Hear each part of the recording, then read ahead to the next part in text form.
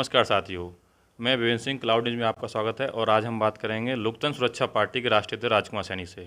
Sir, आपका बहुत बहुत स्वागत है। नमस्कार सभी दर्शकों।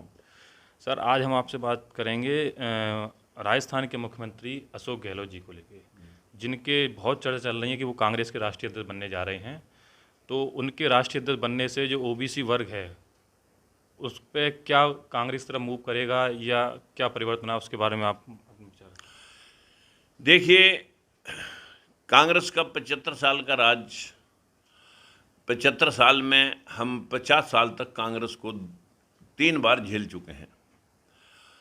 सबसे पहले राज में कांग्रेस ही आई 1964 तक, जवाहरलाल नेहरू, फिर शास्त्री जी, उसके बाद इंदिरा गांधी, और 2.5 साल के लिए मात्र अल्प समय के लिए जो है जनता पार्टी सत्ता में आई और उसको भी कांग्रेस ने गिरा करके फिर सत्ता हासिल की।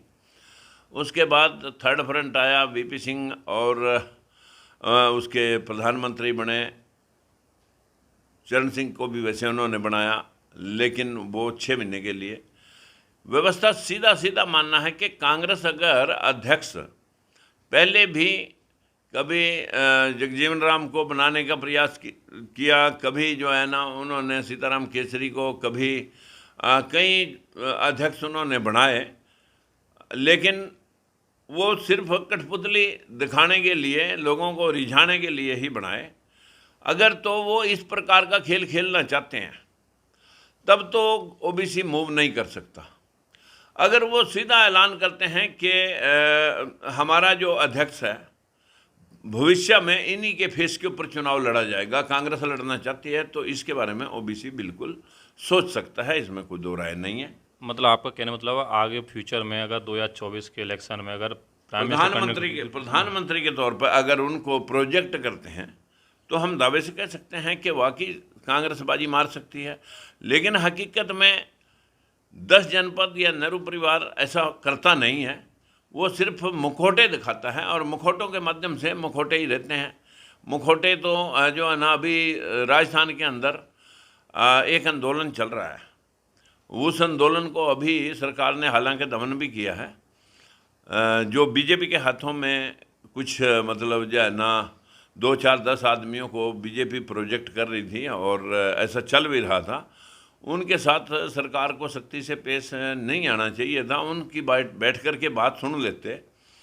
हालांकि वो आरक्षण के मतलब कह रहे थे और इंडिविजुअली अगर कांग्रेस चाहती है कि हम गेन करें तो 27% आरक्षण जो सुप्रीम कोर्ट ने लागू कर रखा है, उस 27% आरक्षण को गहलोत जी लागू कर सकते हैं। सारे जहाँ पोस्टें हमारी कम हैं उन पोस्टों को आप फिलअप करना, अभी तो समय है हमारे पास, और उन पोस्टों को फिलअप करते, उन पोस्टों को 27% की रिजर्वेशन और 23%, 22.5% जो और एसटी का जो हिस्सा है उसको लागू करते हैं।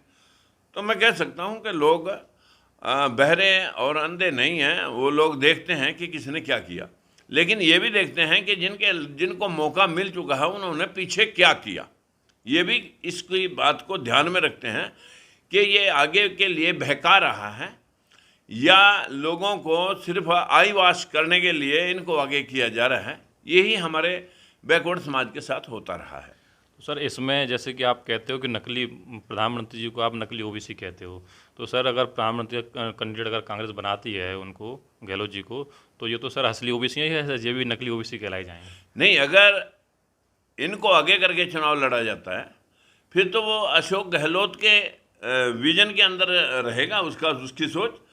अगर नरेंद्र मोदी ओबीसी के लिए कुछ करके दिखाते, हमारे लिए वो असली था नकली था, वो तो नकली भी असली बन जाता। अगर वो नकली होकर के नकली ही काम करता रहेगा तो फिर नकली ही कहेंगे लोग।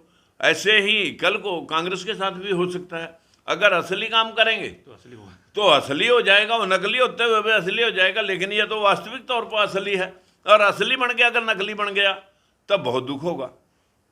चलिए, धन्यवाद सर। लेटेस्ट अपडेट पाने